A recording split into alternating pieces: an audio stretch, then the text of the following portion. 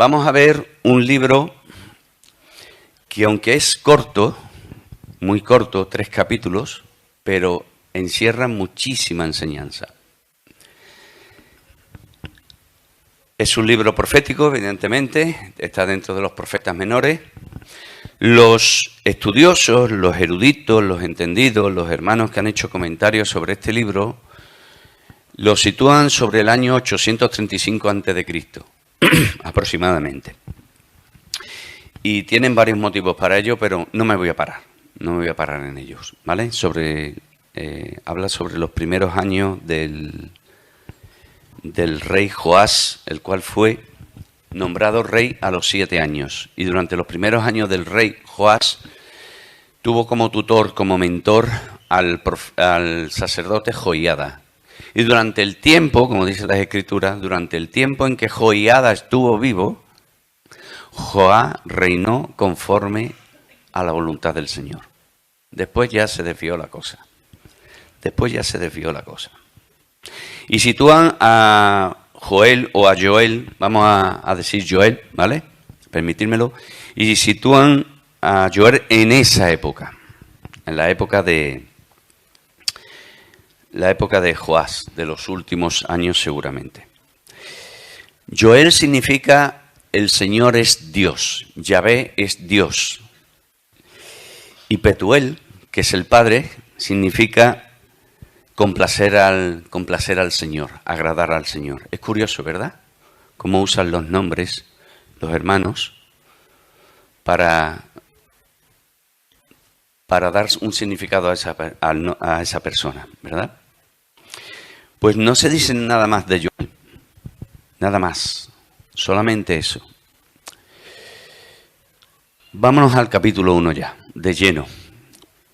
Hay varias interpretaciones, entre ellos que es interpretación literal, todo lo que se va a contar en el capítulo 1, pero también tiene una interpretación profética. Yo me voy a ir por la literal, permitírmelo, ¿vale?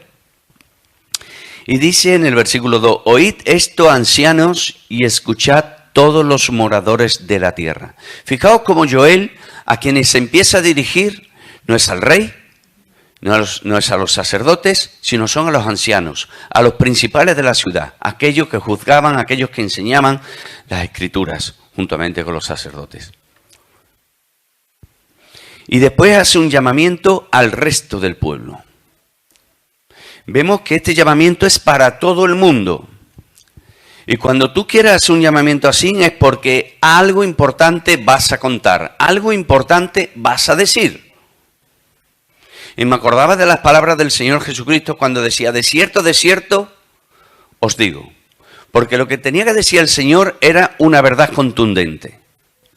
Y aquí Joel lo que quiere es llamar la atención del pueblo, hacer que el pueblo se despierte. Y decirles, despertad, estad atentos, que lo que os voy a contar, que lo que os voy a preguntar, me tenéis que contestar.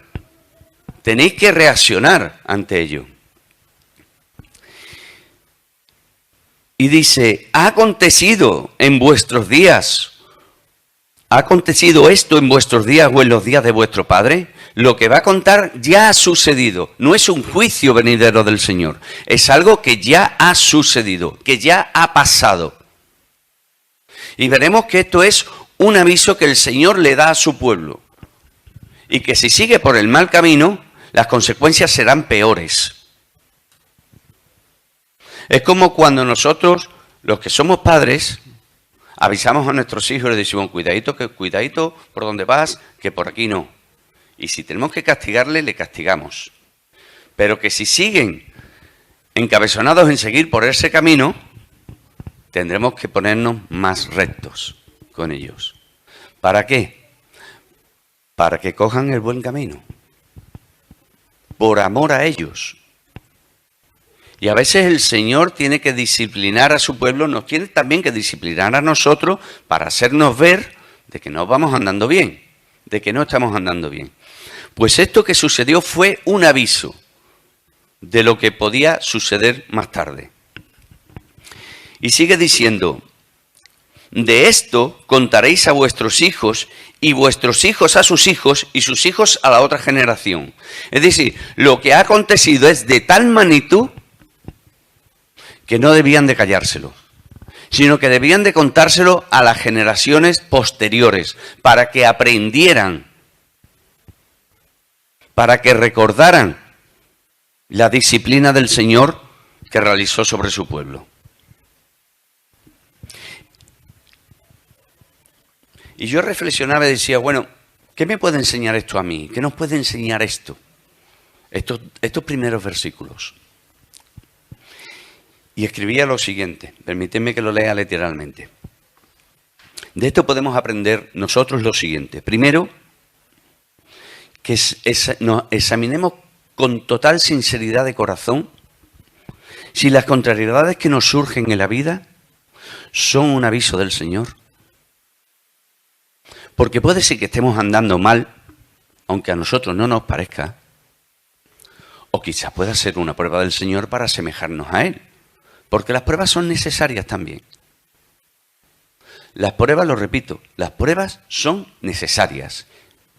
Y yo prefiero que me discipline el Señor a pagar las consecuencias si voy andando mal. Prefiero de verdad que me discipline. Lo segundo, que esa experiencia que vivimos la contamos y la compartamos con los demás para que los demás aprendan de nuestros fallos y de nuestros errores. Porque es bueno que contemos lo que nos sucede. Para que si a un hermano le está ocurriendo algo igual o parecido, recuerde, quizás puede ser que el Señor me esté dando un toque. O el Señor puede ser que me esté probando. ¿En qué consistió aquella prueba? ¿En qué consistió aquel aviso? ¿En qué consistió aquella disciplina? Versículo 4. Lo que quedó de la oruga comió el saltón. Y lo que quedó del saltón comió el revoltón. Y la langosta comió lo que del revoltón había quedado. Versículo 6. Porque pueblo fuerte e innumerable subió a mi tierra.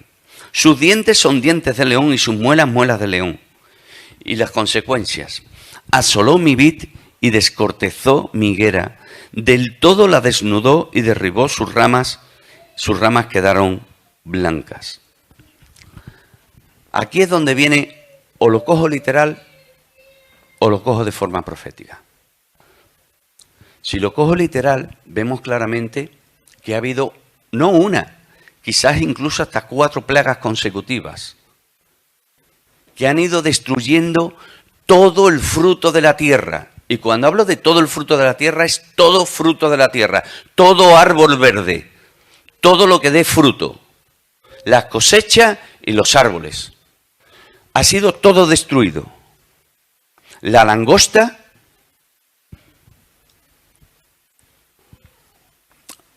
como el caballo de Atila, que por donde pasaba, arrasaba. Esas son las consecuencias de las plagas de las langostas. Pues así quedó el país, sin nada que cosechar, sin nada en los graneros, sin nada en las casas, sin fruto en los árboles, porque habían arrasado con ellos, se lo habían comido absolutamente todos. Se lo habían comido absolutamente todo. ¿Lo cogemos por ahí o lo cogemos desde el punto de vista profético?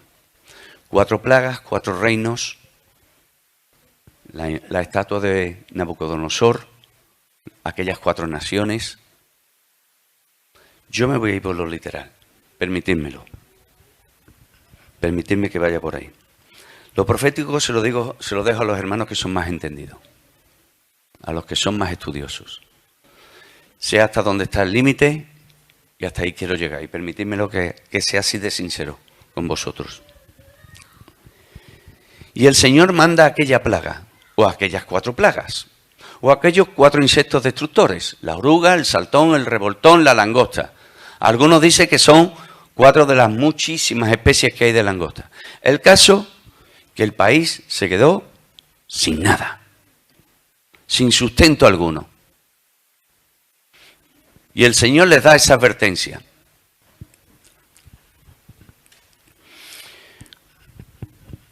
¿Y cuáles son las consecuencias? La consecuencia, versículo 9, desapareció de la casa de Yahvé la ofrenda y la libación. Los sacerdotes, ministros de Yahvé, están de duelo. No pueden ofrecer sacrificios al Señor. No tienen nada que ofrecer. La relación con Dios está rota por causa del pecado de ellos. Se habían separado de ellos. Ellos se habían separado del Señor. Ya no hay relación.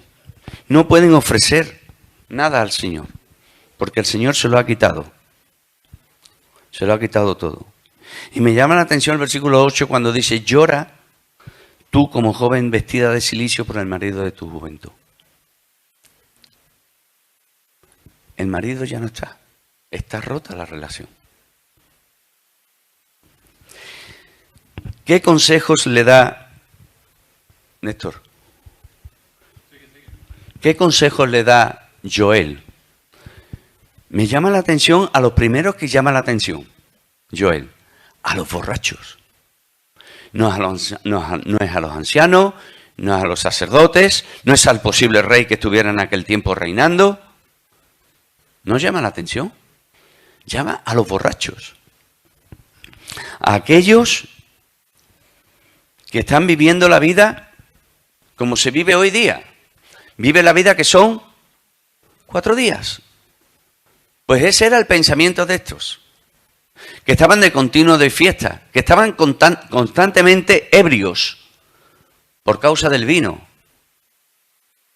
que no pensaban en Dios, que su pensamiento estaba lejos de Dios. Y lo primero que le dice Joel es, despierta, despierta, despertad y llorad,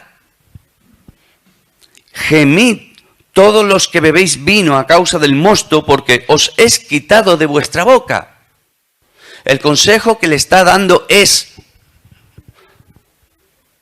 párate, despiértate, examina la situación que estás viviendo, porque la situación es crítica. La situación es muy fea. Reacciona, reflexiona, clávate de rodillas en la tierra y gime al Señor. Clama al Señor. Pero el caso es que no solamente se lo dice a ellos. Fijaos versículo 9. Voy a ir saltando un poquito, ¿verdad? No, versículo 9, no, un poquito más adelante. Versículo 11, perdón. Confundíos labradores. Y fijaos qué consejo les da. Gemid, viñeros, por el trigo y la cebada, porque se perdió la mies del campo, porque se perdió la cosecha del campo. También a los labradores y a los viñeros o a los viñadores le dice lo mismo, pero que también le dice lo mismo a los sacerdotes. Versículo 13. Ceñíos y lamentad, sacerdotes, gemid, gritad, chillad al Señor, clamad con lloro, con gran llanto. Ministros del altar, venid, dormid en silicio, ministros de mi Dios, porque quitada de la casa de vuestro Dios, es quitada de la casa de vuestro Dios la ofrenda y la libación. No podían ofrecer nada. De hecho, tampoco ellos podían comer, porque sabéis que los sacerdotes, los levitas, comían de las ofrendas del pueblo del Señor también. Y el Señor trae una gran hambruna. Pero es que así también le dice a su pueblo. Proclamad, versículo 14, proclamad ayuno, convocad a asamblea, congregad a los ancianos y a todos los moradores de la tierra de la casa de Yahvé, vuestro Dios, y clamad al Señor. Para que el Señor les muestre por qué ha sucedido todo eso.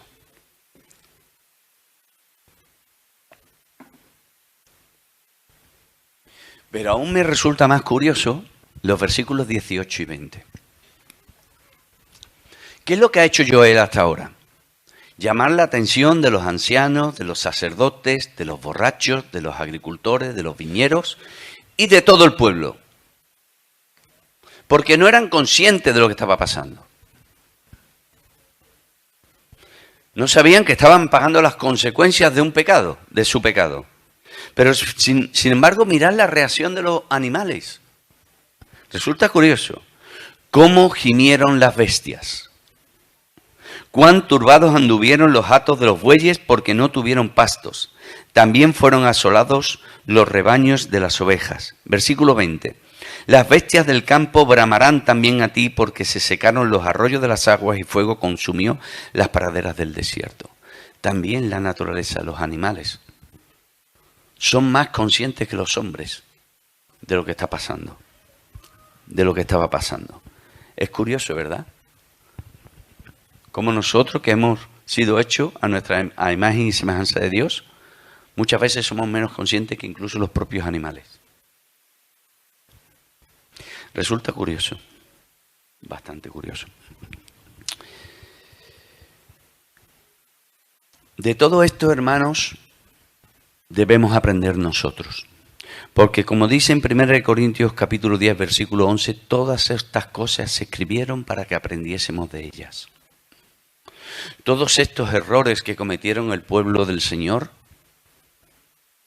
que son idénticos a nosotros, que nosotros no somos ni mejores ni superiores a ellos, ni sabemos más que ellos, debemos de aprender de ellos, de sus errores. Los que somos padres nos gusta contarle a nuestros hijos de nuestros errores, ¿verdad? Para que aprendan. O por lo menos yo creo que deberíamos de hacerlo. Para que aprendan y no cometan los mismos errores.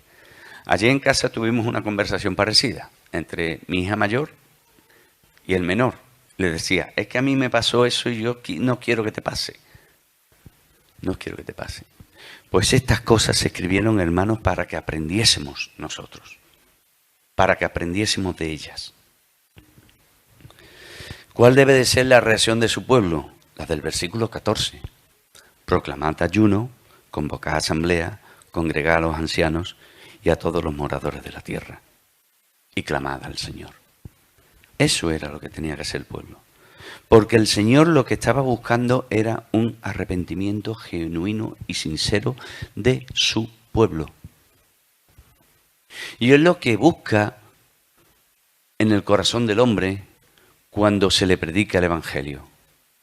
Que el hombre se arrepienta y confiesa a Cristo con un corazón genuino y sincero. Eso es lo que quiere el Señor.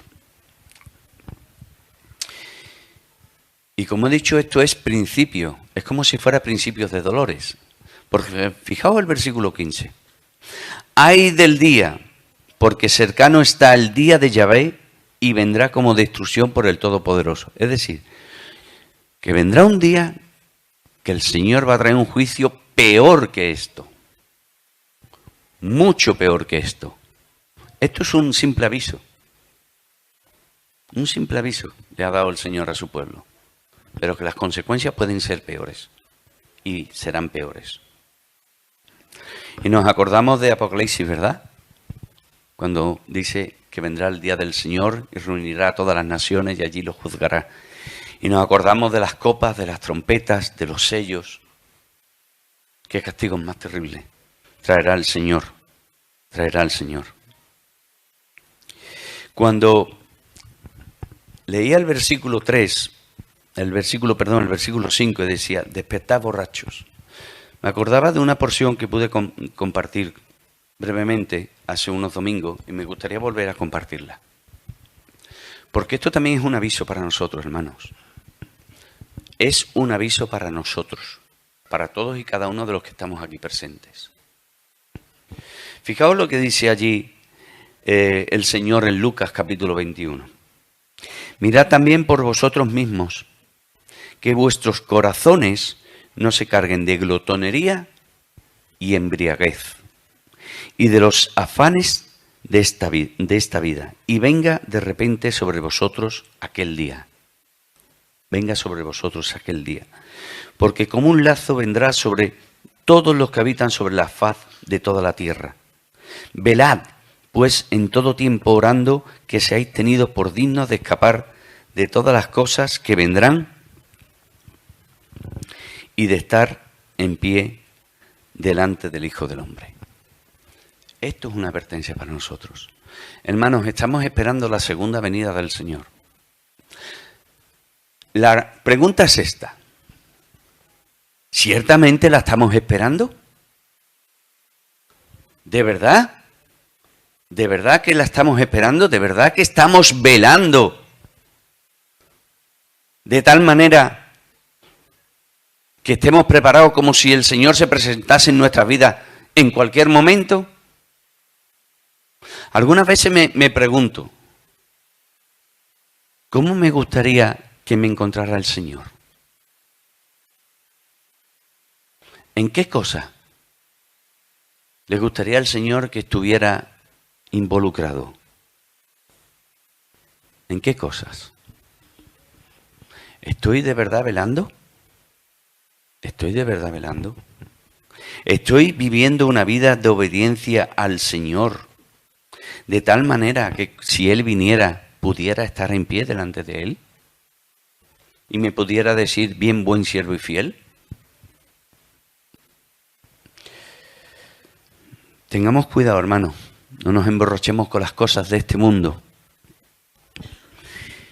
ni nos atrape las cosas de este mundo, porque nos aleja del Señor. No se puede servir a dos señores.